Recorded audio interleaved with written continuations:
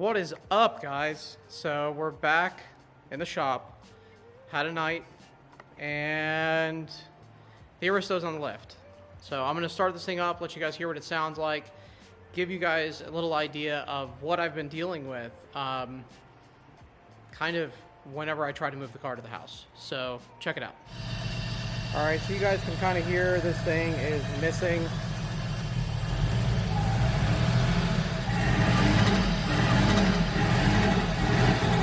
Yeah, so it's missing. I'm not really sure why. I don't know what the deal is on this thing. All right, so I thought it was maybe my patch harness had gotten kicked, but that's without the patch harness in line. So there's something else going wrong. It's either the factory ECU is finally having its issues. All right, guys, batteries died. Every single battery I brought with me. That's that. But now I can show you what I've decided to do with the Aristo because of how badly it's running. We're going off the deep end. We're diving in deep.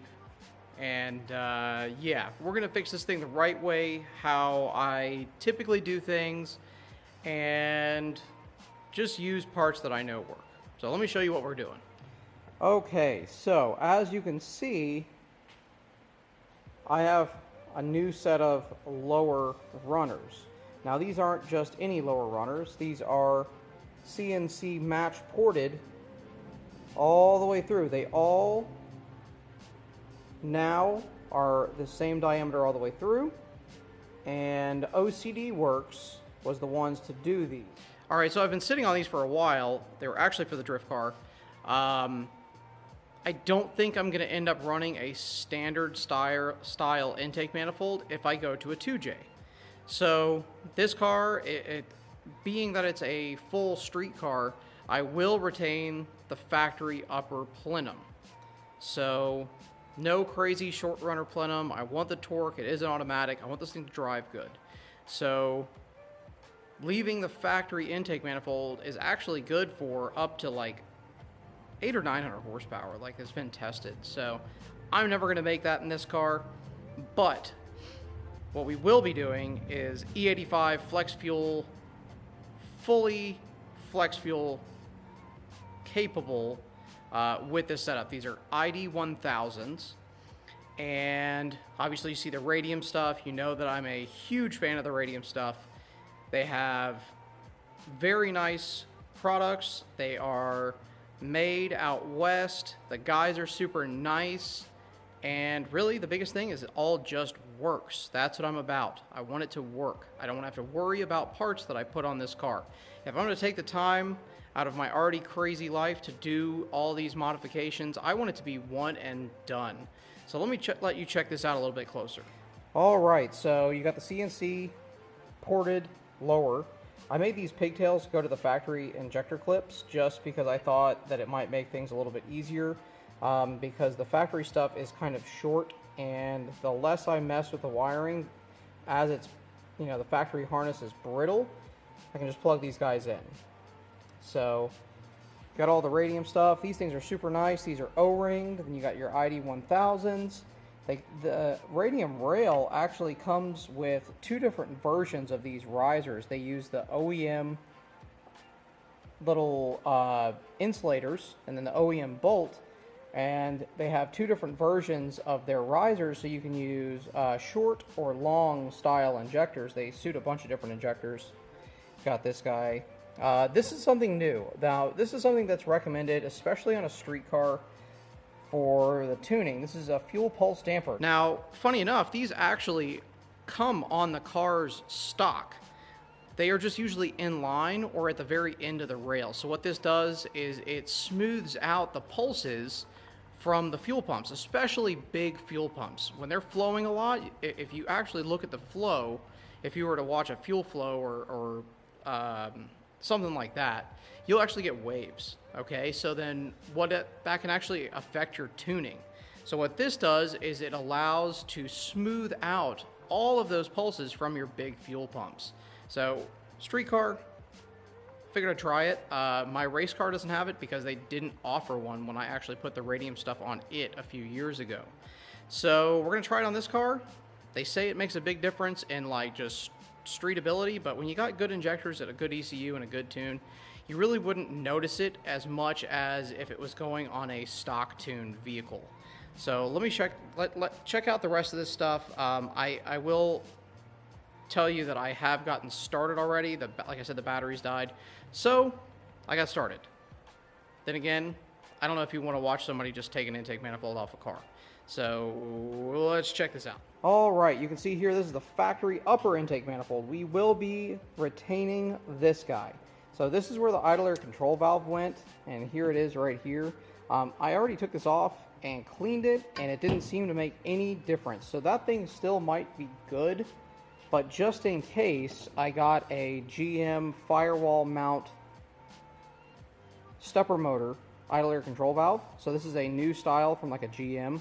And what this would do is just mount on a firewall, and then I'll make a plate to go here, and then you'll just run a line over to this on the firewall. Very similar to what a lot of the other guys do, but just different motors. This is an old Haltech part. They offer something new, different now. So this thing is nasty. We're going to clean it all up. You can see the inside's nasty. This is the factory throttle body. Now, because this is a traction control car, it's got an extra flap in there. So what that did was that would close in the event of wheel spin. The other thing that this actually does is it will close on shifts. So I would love to get rid of this. There has been tests where you will actually pick up horsepower by losing this. But until that guy is fully controlled with the transmission and everything on the Haltech, that's got to stay, or we'll just burn the transmission up. So that's going to stay for now, but we're going to clean it all up, clean out the inside, get all the gook out of it because it is nasty. You can see all the oil, and that's all from the OEM PCV valve stuff that we've actually gotten rid of. So let's walk over here to the car. I do have another fuel filter. This is a high-performance, serviceable stainless element, so we can service that. And here's a better shot of this guy. Look at that. Nice new parts. Everything's new now, so that's going to be super nice. Over here is a little bit different story. So like I said, I already got started. Everything's super nasty. You can see from where this car sat so much in Japan and at the docks and stuff, it really oxidized really bad. To me, what I see here, you got this like discoloration here, especially over here, you can see, I think this thing actually had leaky injectors. So there is a spot inside this number one runner. You're not going to be able to see it really, but it almost looks like some fuel had been pooling in this front cylinder. So I think this is a good move. We're going to get this thing on ethanol, but I got to get that off and clean all that up. I don't know if I'm going to get done with all this tonight. I doubt it, but hopefully I can get all of this off at least, and maybe get that over there back on. Yeah, so I don't know if I'm going to get done with this tonight. It is getting kind of late already. It's like 11:30. So what I'll probably do is just stuff some rags in all the holes. We're kind of at a good crossroads of a stopping point, and probably pick up at another day. So I'll see you guys then. Yeah, I'll see you guys then. Okay, fine. I kept working a little bit. Blowers are off, factory rail is off, and they were a mess. So I think there's potential like vacuum leaks through all of the original injector holes. They're side feed, and as you can see, I'm pretty sure these were starting to leak. So there's issues no matter what. But look at the difference. Look how much better those OCD lowers with the radium stuff and the ID injectors. My goodness, it looks much better. So I guess next step is going to be cleaning up these guys. So recently on Instagram, I was watching one of my drift buddies, Roland. He's working through an FDRX7, and Jeff Donati actually recommended some stuff to clean up this old crusty aluminum stuff from Napa or something like that. It's like a Lumabrite or aluminum brightener or something like that, and it seems to clean all of this nasty oxidation pretty easily. So I'm going to get some of that stuff. We'll scrub it all down with some Scotch-Brite, maybe a wire wheel or something like that, and then get it ready to go all back together. Like I said, there's going to be a lot of cleaning. I'm not going to film any of that, but we're on our way. We are on our way. Now, we have to get the factory damper assembly off. And I know on Supras, Mark IVs and stuff, that's a big restriction for people with like higher horsepower. Obviously, this thing's not a lot of horsepower. It's still on stock twins. But part of the BPU basic performance upgrade package for a Mark IV Supra is deleting that fuel pulse damper. So this car has it. We're going to go to an aftermarket one from Radium that's going to be mounted directly on our Radium rail. That way, hopefully, everything works like normal, minus the fact that the Haltech is going to be controlling the injectors now. So I'm just going to let the Haltech control the injectors for now because I don't have a whole lot of time to completely tune the car. So at least we'll be controlling the fueling. It wouldn't be that hard the way that I set up the patch harness. We could take control of the coils too, so we might do that. It's going to kind of snowball from there because then I'm going to want to take control of boost and turn this thing up. But really, all I want to do is get this thing on ethanol or just at least running better. That's where my head's at, but I'm out of time tonight. So the next time I see you guys will be another day, but we're going to still be working on the car. All right, guys, so day 2. We are back working on the Aristo. I came back down here. It's hot, it's very humid tonight, and I've already been cleaning. Let me show you what I did. All right, so it's clean. Now, it doesn't look like that guy because that right there has been like bead blasted and everything, but it's cleaned up really good. I couldn't find the stuff that I originally was looking for, so I got this, which worked out really well, and then I've used this Chemical Guys stuff to clean up some pretty nasty wheels, so I figured I'd try it and actually clean the outside really nicely. So, Chemical Guys Diablo wheel gel, not just for wheels. So I kind of figured, my thought process here was obviously that, you know, aluminum wheels, you know, this stuff's not going to tear them up, and it's done a really good job in the past of cutting brake dust, which is kind of acidic, and it just embeds itself into the aluminum. So that's kind of the way I felt about this thing. So I got some brushes, some Scotch-Brite, I just saturated the thing, I let it sit with this degreaser, which like foams up really good. I did that twice while I was changing the oil in my wife's CRV. And then I just went to town scrubbing, and really it cleaned up really nicely. So it's not perfect, but I think it's going to be a lot better, and it should really clean up the engine bay, at least, you know, for what we're doing here tonight. The throttle body, I didn't want to go crazy like I did on this because I could actually like submerge this in water because the throttle body still has electronics on it that I can't calibrate in the factory ECU. So instead of like trying to figure out if the calibration's right and all this stuff to make the factory ECU shift right and everything like that, I opted to keep it together and just make it not as clean. I clean the inside really, really good. So it's all clean. The inside of the intake manifold upper is clean, and the outside of the upper is really clean, and that's what you're going to see the most of. So I have all new factory Honda CRV. So I have all new factory Toyota gaskets that I ordered online, and so I have those. They're sitting right here, and I think what I'm going to try to do is clean out the intake ports next, and then potentially, while I'm here tonight, maybe get the fuel pulse damper and everything like that off so that it's really ready to just go back together. But again, as usual, it's getting late. We'll see how far I get.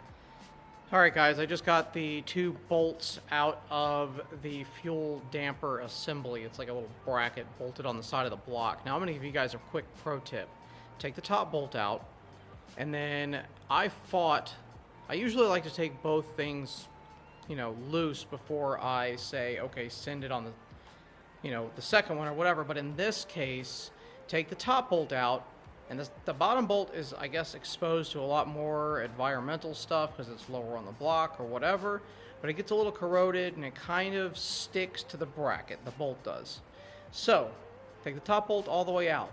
Then, you'll go to crack the bottom one loose. It will actually allow the bracket to rotate, and it will come loose a lot easier. You won't have to use the 10-foot breaker bar, jack handle method.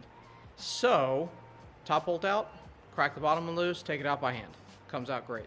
So now, then after all that's done, is you snake everything down, and then you can disconnect things. So, if you're using the factory feed like I'm going to be doing, Radium Cell's a really cool piece. I'll let you guys check it out. Alright, so this is the M14 inverted flare to -6. It says Mitsubishi style. This is actually the short version. So there's the part number for you. But this right here allows you to hook the factory fuel line to -6. Alright, there we go. Focus now. Focus. There it is. So there's that. That's -6. Inverted thread. Or inverted flare with M14 thread. That will actually screw onto your factory fuel feed, which is this guy right here. So you guys got that. And what you do with this guy just goes right on there. So then you've got a really nice little adapter. So this is your feed here. It's larger. It's a 3/8 size. This will support quite a bit of horsepower. And then you've got your return. And that's usually what you run into an issue with. So what I will likely do is I'm going to probably use this as my return because it is flared again in the back where the fuel filter goes. So this guy's going to go on here, bada bing. All of this stuff comes out. And the more that I was thinking about it, I don't think I'm actually going to take those loose yet because the tank's fairly full and it will likely just siphon the tank and just puke fuel everywhere. And I'm not trying to deal with fuel right now. Probably what I will do, because the back of this rail is going to be kind of hard to get to against the firewall, I think that I'm going to make a -8 line. Now, this thing will likely never need a -8 feed, but if it does, it'll already have it. Don't have to worry about it. So then what I'll do is just use an adapter, go -6 to -8 until I run new lines. And then I will already have my little -6 adapter for my return line so that I can do all that. For now, we'll just use, I think it's 5/16 return line. So it'll go from the rail to a regulator. That'll all be AN lines. And then it'll go from the regulator to a flex fuel sensor. And then from the flex fuel sensor, what I'll actually do is do a barb fitting and go from the barb fitting on back to the factory return. So we'll have full flex fuel, everything like that. But yeah, no new lines, factory lines. I did get a different fuel filter, which I will put in the back. I'm not sure if I'm going to even do that right now. I'm going to try to see how the factory pump does on E85. It probably will run out, but not on stock twins. At least this thing won't be stinky anymore. And we'll be using a more renewable fuel source with ethanol, and it burns cooler, and it actually is more, it's not as fuel efficient, but it actually is, it has a better, I guess, a carbon footprint deal. When it burns, it doesn't actually pollute as much. So, old car, new technology, much better for the environment, still get cool old Toyota vibes. Alright, so after test fitting this in the engine bay, this guy right here is just, it's going to run into everything in the back. There's heater hoses back there. There's a coolant line that comes right out of the cylinder head right here. And I'm either going to need to get a banjo fitting for the end of this that converts it to where it just shoots a -8 straight down, or I need to get a hose end that has an ORB on it, so that way it just screws directly into the end of the rail and then your line is there. That wouldn't be a big deal because you could attach it as you feed it down, so you just attach this end and then you have an extra long piece of line going down to where it hooks up on the chassis. Yeah, and then you finish the line in the car. I think that we could get to this fitting right here with a wrench, one of these guys, and that wouldn't be an issue. This nut might not even be an issue either, but it would definitely need to be a tighter 90 than this. So that's why I was thinking maybe converting this to a banjo or an ORB fitting with a hose end actually where it attaches directly. So the line will be made basically with this fitting here on it. So yeah, instead of having like a fitting to another fitting to a line, it'll just go fitting line all in one. So I think I'm gonna have to order some parts. So again, we're at a standstill. I'm gonna stuff some rags in the intake ports, but let me tell you something. I used this stuff here that I used on the intake ports, and boy did they turn out good. They're not perfect, and I'm not going for perfect, but they are a lot cleaner. So I just wiped them out a little bit, used that same little plastic brush, but I cleaned up the side of the cylinder head here, and I mean, God, it almost looks like it's been hot tanked. So I really recommend that stuff. So I'm going to put a link in the description for that stuff, and I just got it at like AutoZone. By chance, I looked at it, it said it was foaming and it was water-based, more environmentally friendly, like easier on your hands, and it works awesome. I'm really impressed with it. There's no real smell, because a lot of these degreasers, they just smell like kerosene or something like that. So link in the description to that stuff. It works awesome. I'm super impressed with it. Need to order some parts. We'll pick up once I have them. Okay guys, day 3. Trying to get this car back together with the new intake manifold lower, and then the radium stuff and the new injectors. Yeah, so I needed one part, and I might have overcorrected a little. So this happened. I basically ordered everything I needed for the fuel system. You got the Vibrant -8-6 with a red tracer. I like to use that to indicate that it's fuel. Not that I won't know, but still, if my dad's ever working on it, he'll know what this line is. I got some silicone heater hose to delete. There's a water line that goes through the idle air control valve and then through the throttle body, okay? So that's going to get deleted, so it's a lot more serviceable. If I ever have to pull this stuff off again, I don't have to worry about coolant. It's just going to be like basically routed. That's how I did my drift car. So got all my fittings. This was actually the fitting that I needed. It's a ORB hard 90 to, so it's a -8 ORB to -8 male. So basically this needs to go on here because it was up against the firewall when I ran the 90, and it ended up being too much trouble. So this guy will just drop us straight down, and we can use a straight fitting on here. That way this can get all buttoned back up. So what's going to be next is getting this installed on the rail, and then I need to prep with a new gasket. I have a new Toyota gasket, and then I started cleaning everything last time, so it's all cleaned up. I just need to get out the lowers installed so that I can go ahead and torque all of that down and get everything that was connected to the lower plenum or the lower runners all buttoned back up. Then it's putting everything back on top and deciding what I'm going to do with the idle air control valve. Man, that was rough. So trying to get everything and make it all like factory is kind of a pain, but it's on. Check it.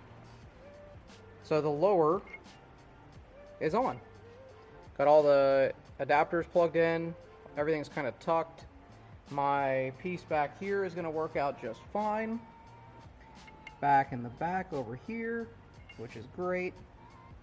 And I can just put a straight fitting, tighten it down right there, send her on underneath, and then this will be my return right here, which is going to go to the regulator, which will end up getting mounted somewhere over here. or maybe over here, not really sure yet, but then after that it'll go to a flex fuel sensor and then back under the car. I think where we're at right now is I need to go ahead and put a hose end on my fuel feed and go ahead and send it under the car, and then I will just have it kind of dangling, because I'm not sure if I'm going to run it all the way back and replace the fuel filter back there, or if I want to remount the fuel filter closer to the engine. It probably would be smart to bring it up towards the engine and then just run a new line. I think that I have enough. So that's probably what I'll do, but first of all, I want to make sure that I get this one tight, because once the upper is on, it's going to be a little more difficult to get to that back fitting. So I'm going to put a line together and then get that tightened down. I need to make another line to connect to the return line so that I can get it, have easier access to it with everything off. But looking good. I'm super excited. All right, so the upper intake manifold is bolted on, the brace, the oil level, the transmission fluid level, and the grounds. Make sure you guys hook up those grounds. They're very important. But check it out. We're together. Now, I did test fit the throttle body, and I thought that I had gotten a gasket, but it's a metal gasket. It looks like it's in really good shape. It's over here. So what I think that I'm going to end up doing is I'm going to use that copper coat stuff, and that's what I've used in the past. I did do OEM lower and upper gaskets, and those went together super nice. They have a little ridge in them, so those are sealed up. The throttle body, however, there's other issues, so check it out.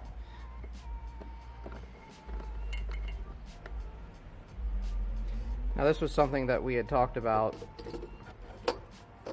Watch me struggle putting this thing on. This thing's heavy.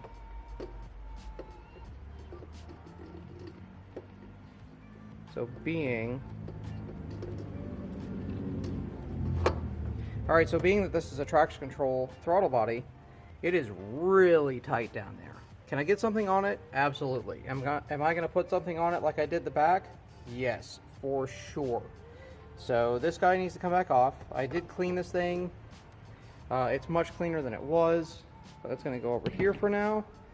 And we need to assemble a 90-degree for right here in -6 for the return. That's going to loop up and just kind of sit over here.